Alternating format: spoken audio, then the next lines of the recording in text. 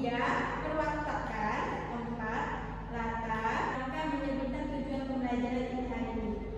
1. Melalui penjelasan guru, siswa dapat menyebutkan nama-nama tokoh dan menuliskan secara singkat watak tokoh cerita rakyat dengan benar. 2. Melalui tanya jawab, siswa dapat menyebutkan latar cerita rakyat dengan benar. 3. Melalui metode diskusi, siswa dapat menuliskan tanggapan terhadap cerita rakyat dengan benar. Oke, Ibu akan menyampaikan materi tujuan pembelajaran sudah. Ibu akan tanya jawab dengan siswa-siswa yang ada di kelas. Siapa yang tahu tentang cerita rakyat? Cerita rakyat itu apa ya? Saya itu cerita yang berkembang di suatu daerah atau di sekitar rakyat, Bu. Iya, benar. Cerita rakyat itu adalah cerita yang tumbuh dan berkembang di tengah-tengah masyarakat atau di suatu daerah tertentu. Cerita rakyat bercerita tentang asal-usul daerah, tempat, hal-hal atau peristiwa-peristiwa di luar kehidupan manusia biasa. Untuk tokoh yang kedua, tokoh cerita. Tokoh cerita adalah orang yang berperan dalam cerita, tokoh yang menggerakkan cerita dari awal hingga akhir, disebut tokoh utama. Untuk yang ketiga, perwatakan. Perwatakan adalah cara pengarang menggambarkan dan mengembangkan karakter-karakter tokoh dalam cerita. Ada beberapa karakter. 1. Protagonis. Antagonis itu tokoh yang jahat. Protagonis itu tokoh yang baik, seperti dalam cerita Bawang Merah dan Bawang Putih. Bawang Merah itu memiliki sifat antagonis, kalau bawang putih itu memiliki sifat protagonis. Bawang putih. Ada juga yang ketiga, figuran. Figuran itu peran pembantu. Peran pembantu seperti dalam cerita Bawang Putih dan Bawang Merah itu seperti siapa ya? Ibunya, peran pendukung, Bu. Iya, seperti ibunya, ibu Bawang Merah. Iya, ibu tirinya Bawang Putih. Iya. Untuk latar atau setting adalah segala keterangan mengenai tempat dan waktu, suasana dalam cerita. Jadi latar itu ada menjadi 3, ada latar tempat, latar waktu, dan latar suasana. Oke, selanjutnya kita akan mengamati cerita yang akan dibacakan sama Salsabila Al-Qadri. Boleh maju ke depan? Boleh maju ke depan untuk menceritakan kisah Malin Kundang. Iya, semuanya. Malin Kundang. Di sebuah desa di wilayah Sumatera Barat, hiduplah seorang janda dengan anak laki-laki satu-satunya. Malin Kundang namanya. Untuk memenuhi kebutuhan hidupnya, ibu itu mencari kayu bakar di hutan, kemudian dijual untuk dibukakan makanan. Pada suatu hari, Malin Kundang minta izin ibunya hendak pergi ke kota untuk mencari pekerjaan. Ibunya mengizinkan, maka pergilah Malin Kundang ke kota. Setiap hari, ibunya selalu mendoakannya agar ia menjadi anak yang mulia. Tidak lama kemudian, kapal Malin Kundang sampai ke tengah laut. Namun, tiba-tiba datang ombak yang sangat besar dan hujan badai yang sangat lebat. Malin Kundang bersama istri dan para pengawalnya mati tenggelam di tengah laut.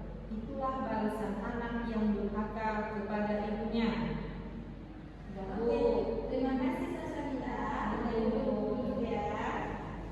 Bacakan sama Salsabila Al-Qadri. Ya, anak-anak dengar. Oke, Ibu mau tanya.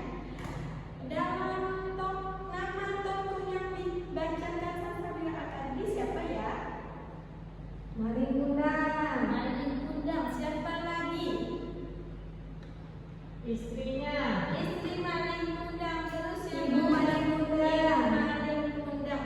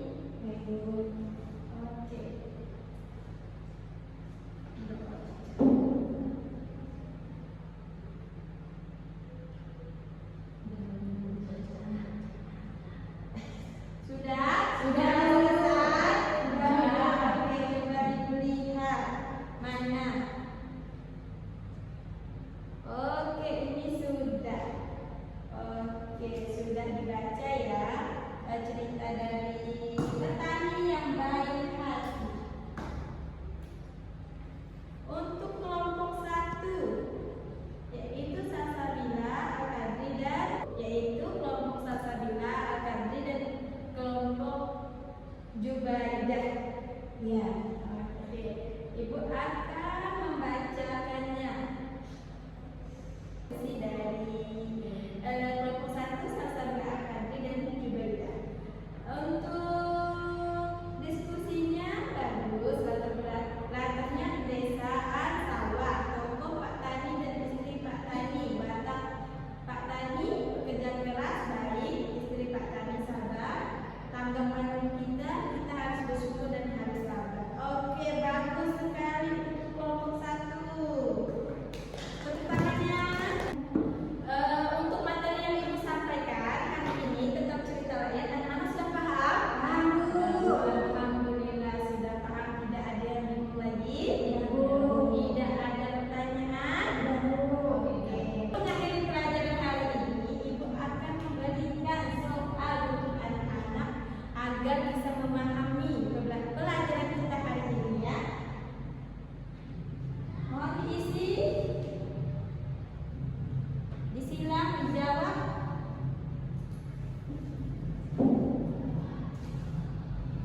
Sudah Bu? Oh sudah. Nah, cepat sekali. Sudah selesai Bila? Sudah. Oke, terima kasih.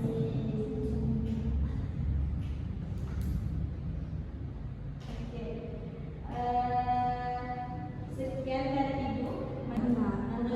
Marilah kita menutup pelajaran hari ini. Untuk baik pembacaan doa, Ibu mau Jubaidah mewakili pembacaan doa kita hari ini. Ya silakan. Bismillahirrahmanirrahim.